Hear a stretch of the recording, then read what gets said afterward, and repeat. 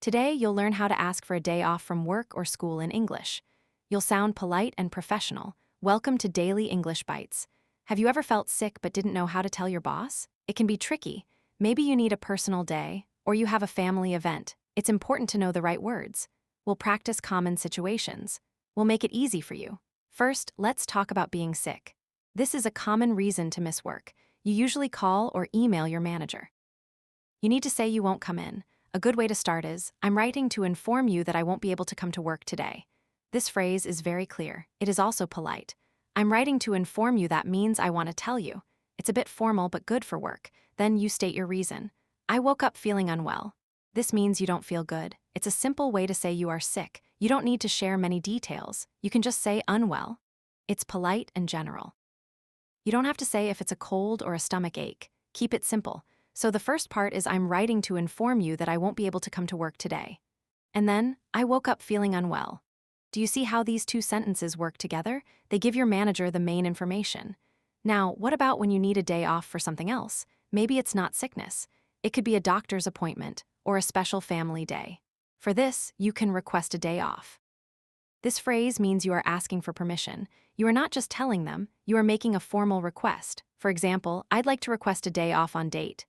You fill in the date. This is very direct. It's clear what you want. You might also say why, but you don't always have to. If it's personal, you can just say for personal reasons. This is also a common and polite phrase. It means it's private. You don't want to share the details, so let's try that.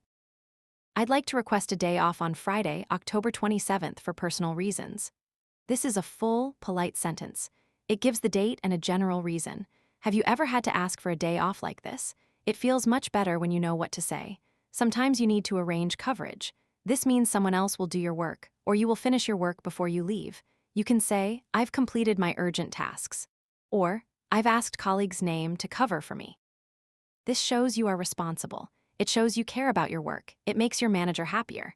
Let's recap what we've learned so far. We started with I'm writing to inform you that I won't be able to come to work today. This is for when you are sick. Then, I woke up feeling unwell. This is the simple reason. For other reasons, we use I'd like to request a day off on date. And if you don't want to say why, you can say for personal reasons. These are all very useful phrases. What if you need to ask for a few days off? Not just one day. For example, for a vacation, you use request time off. It's similar to request a day off. But time off can mean more than one day. You would say, I'd like to request time off from start date to end date. Always give enough notice. Notice means telling someone in advance. It's polite to tell your manager early. For a planned vacation, ask weeks or months ahead. For a doctor's appointment, a few days is usually fine. For sickness, you tell them on the day. Let's imagine a scenario. You have a wedding to attend. It's on a Tuesday. You need that day off. You would email your manager. You might write, subject, request for day off, your name. Then in the email body, dear manager's name, I'm writing to request a day off on Tuesday, November 14th. I have a family wedding to attend. I will make sure all my urgent tasks are completed before then. Please let me know if this date works. Thank you, your name. This email is clear. It gives the date, it gives a simple reason, and it shows you are responsible. Please let me know if this date works is a polite way to ask for approval. It shows respect for their schedule.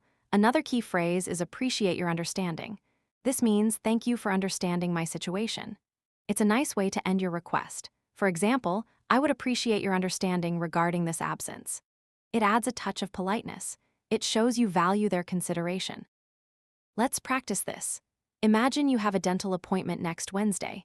How would you ask for that morning off? You could say, I'd like to request a few hours off next Wednesday morning, November 22nd, for a dental appointment. I will be back in the office after lunch. I appreciate your understanding. This is very specific and polite. It tells them when you'll be gone and when you'll return. Remember that polite language is very important in English workplaces. Using please and thank you is always a good idea. Phrases like I would appreciate or I'd like to request show respect. They make your request sound more professional. Sometimes you might need to take a sick day. This is a common term. It means a day off because you are sick. You might hear people say, I'm taking a sick day today. It's very casual. But when you write to your boss, use the more formal I won't be able to come to work today and feeling unwell. So we've covered quite a lot. We started with managing unexpected sickness. Then we moved to planned requests for a day off or time off. We talked about different reasons. and we discussed how to be polite and responsible. It's always a good idea to check your company's policy. Some companies have specific rules for asking for time off. They might have a form to fill out, or they might ask you to email a specific person. Knowing the rules makes everything smoother.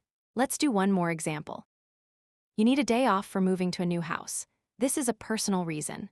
You could say, "Dear manager's name, I'd like to request a day off on date for personal reasons as I'm moving house. I will ensure all my urgent tasks are completed before then.